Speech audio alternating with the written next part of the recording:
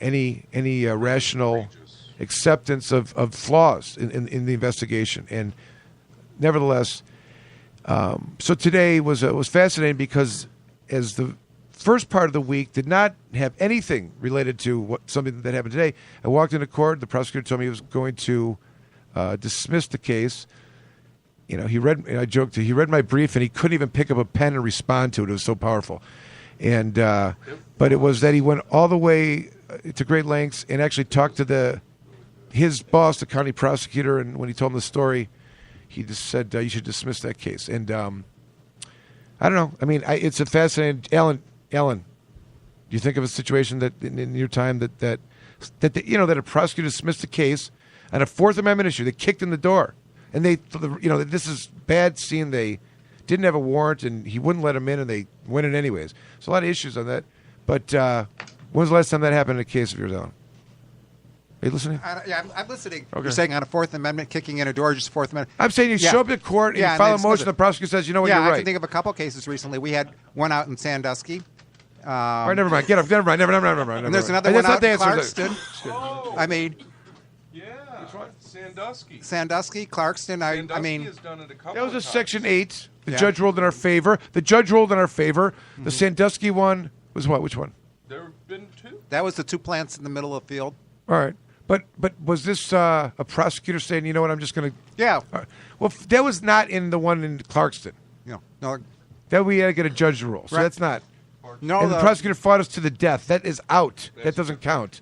Okay? I'm not talking about when the prosecutor does the right thing. That's all I'm saying. What is it? On a Fourth Amendment issue, not on a medical, two plants and they're really medical. This is, they are acknowledging that the Constitution was violated and they are not going to go into court and defend the under oath statement of the Drug Task Force. I don't know that it happened. Did hell freeze over?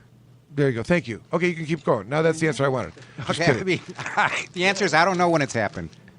Okay, so it happened today, and it was happened shocking. Several times with Michael Comorn. Not with the prosecutors. Very rarely. I can't think of a prosecutor. It's very rare. I'm not saying it's not rare, Anyways, but it has happened several times. So now let's talk about some of the things that went on this week. We had some I'm still trying to wrap my brain around, and they should probably be better digested before spoken about. But I did have this common theme that happens as I was up in the northern parts of the great state of Michigan and battling what is just the most outrageous case that I think could be identified. There's a lot of them that are outrageous, but I don't want to give any greater outrageousness to any others. But this one for this day, these days were pretty ridiculous. There's this understanding in the courtroom that the whole premise of the search warrants and the arrests and the charges are based on non-plant material oils, quote unquote. And it's acknowledged that the law applies retroactively, but seemingly doesn't apply to the search warrants, despite the word curative and to cure and retroactive. But it's so that is the idea. That's the idea. What do they say when you show them the law? I'm saying to you that this particular jurisdiction that I'm in, this judge, and this is how it goes sometimes. As we battled and bickered and I proclaimed, I don't know what, you don't understand, how we don't understand retroactive and curative. And she says, counsel, I've ruled on that. I might even agree with you, but I'm certainly not going to be the one that's going to make that call. I say, why don't you rule in our favor and let them appeal? Yeah, she's saying some other judge down the road is going to do that. She's not going to make that. It's not going to make that call. She's not going to apply the law. Got it.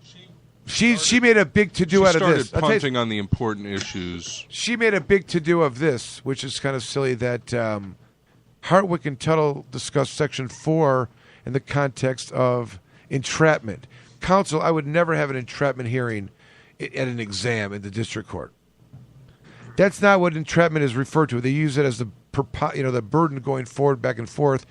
She ignores the fact that Hartwick and Tuttle says you must have immunity as soon as possible, otherwise it has no significance if you have to wait. I told her that. Doesn't matter.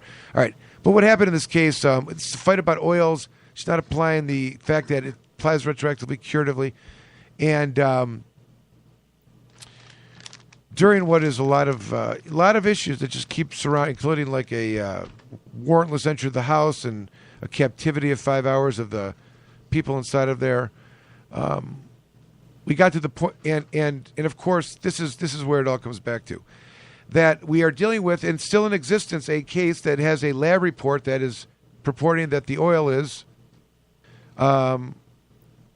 Schedule 1, THC, origin, marijuana, or synthetic.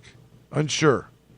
This still exists. This is still part of the case, and this is the only evidence that they have. They've never sent any of the marijuana they proclaimed that they had to the lab. So we're fighting this case, and the lab report says that. The lab report says that. What's the date of the lab report? What? What is the date of the lab report? It's from 2016. No, 2000. Before December 20th?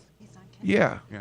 It's 2016, and it wasn't. Yeah, in 2017 when they changed the lab policy, but the policies changed anyway. So but anyways,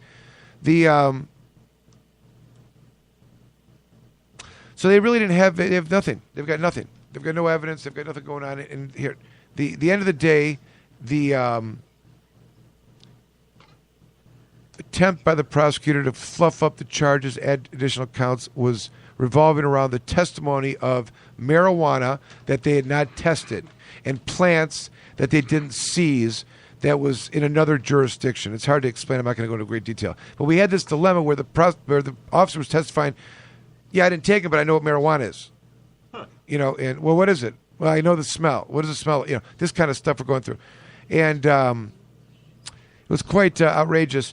But the worst part about it was we had the second detective, the drug test guy, who was very reluctant to answer any of my questions, but I pressed him on. I was asking him questions about the shape of the marijuana, the shape that it was in, and if he could distinguish from it. And he wanted so urgently to tell me that it was all usable. I said, those bags you just discussed, was that material different than the second particular bag? And he said, blurted out, it was all usable. I go, what do you mean? He said, well, it could all be used. I go, do you use marijuana? No. Do you know someone who's a patient other than an investigation that you've interacted with that use marijuana? No. I said, well, you're aware of what the definition is in the law of what usable marijuana is. He said, there is no definition in the law. Oh. So. Au contraire. Well, the point being that as this particular individual sits on the stand and offers testimony, which is nothing other than to criticize an individual who is relying on a law to protect them, and it is asserted that this particular officer doesn't know the law. I mean, I don't know what one can say about that. Also, just as disturbing as I don't know, it's disturbing all the way around. So, returning to this, and I'm going to wrap it up here, even though this is the whole point. That was the foundation, but I'll go on a little bit more. There was this announcement by the DEA, I understand, that they've approved the patent for Schedule 2 synthetic THC. Yep, they sure did. They've decided that a notorious notorious fentanyl manufacturer synthetic marijuana product is safer and more medicinally valued than actual marijuana plant. This is the DEA's official position. Wednesday, the Federal Register of the DEA announced that the drug Syndrose, a liquid form of synthetic THC, will be classified as a Schedule 2 controlled substance, meaning it can be legally prescribed by doctors. Meanwhile, regular marijuana will continue to be listed alongside heroin in the more restricted Schedule 1 category, which is reserved for drugs that have no currently accepted medical use and of high potential for abuse. Is that why DEA is abbreviation for dumb, egotistic assholes? The FDA has already approved Syndrose, and the DEA's final scheduling announcement means Syndrose has cleared the final regulatory bar on the way to the market. It's made by Insys Therapeutics, an Arizona-based pharma company, accused of using dubious marketing practices to sell a powerful synthetic opioid, fentanyl, approved for the FDA to treat cancer pain. So So this is why this is so crazy. I mean, and let's think about that for 1 second in the context of the difference of what we're really talking about. They've synthesized, THC, which is one of the several components in cannabis sativa plant. And this past week, the World Health Organization just specifically said that all of those cannabinoids should not be scheduled. None of them. So what does that mean? It means like the DEA is standing on the position that THC with the other cannabinoids is the danger. If you had a marijuana plant that was pure THC, arguably, that's what they're saying. Not really. They're saying, the plant itself, but it's the other cannabinoids that creates the danger. That creates a danger. Synthesized alone, it's for medicinal, but the other cannabinoids is what keeps it at the level of a Schedule 1. But the World Health Organization just said none of those things should even be on the schedule at all. And they aren't. They aren't. None of them are. There's no... only Texas, some crazy state like that, has cannabidiol right? No, it has THC explicitly. Yeah, but also... Tetrahydrocannabinols. They use that term. No, they had Other CBD. CBD is a controlled substance in Texas, isn't it? I think Indiana. Yeah, the cops are taking the position. No, but I thought the state law was too, wasn't it? I don't think so. All right, never mind. I think All right, never mind. So, what does it mean? I don't know. So I just wanted to point that out. And it is wildly insane to even suggest that. It's interesting, though, the D is taking this position. We should recognize that the last lawsuit, I don't know whoever filed it, to try to reschedule. Remember, in the response by whatever the DA's position was, that they were going to, amongst other things, try to increase the research, provide better access to pharmaceutical drug companies so they could grow the plants and synthesize it in a pharmaceutical form. Bingo! Who's asking for it to be scheduled too? That you remember? Who? I think that was the presentation by Paul Armateo at the MLS meeting. Remember? ASA Yeah, I did know. that lawsuit, if I remember correctly. Americans for Safe Access. I mean, this is never really going to happen. Didn't the DEA Here, say this is- something about it causing merriment and appetite or something like that? That was some of the Some merriment downsides. side effect Pretty shocked. of the synthetic stuff, because I know that Understand the concern. our group has come into contact with a lot of children that have been prescribed Marinol previous to going to medical cannabis, and the side effects are definitely not merriment. Why It's- Why is it a Schedule 3, a Schedule 2 instead of Schedule 3? Jim, do we know? I really have no idea. It's a little bizarre because they're both really the same thing in the eyes of the government. They're both synthetic THC. Yeah, they must be reasonable. Yeah. It's government. Yeah, of course. Why wouldn't they be, right? So, I mean, maybe, someone didn't write a big enough check. I have no idea. No idea. Yeah, how is it different than Marinol? No sesame oil? I don't know what the the- carrier is. It's sesame Is there an oil. argument that a pure No THC... way. It's wait. just the Hold on. inside of Marinol capsules in a bottle with a dropper. It's just liquid. What form of THC Well, there you are they go. talking about? Delta 9 THC? It's liquid Marinol. I mean, there's different THCs. What?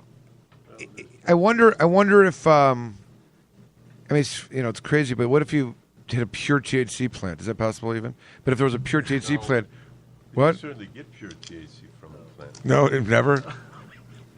No, you can't because the metabolic pathway Right, in the right, plant right, right. is governed by enzymes. It's much more complex than a pharmaceutical It manufacturer. was pretty silly, I guess.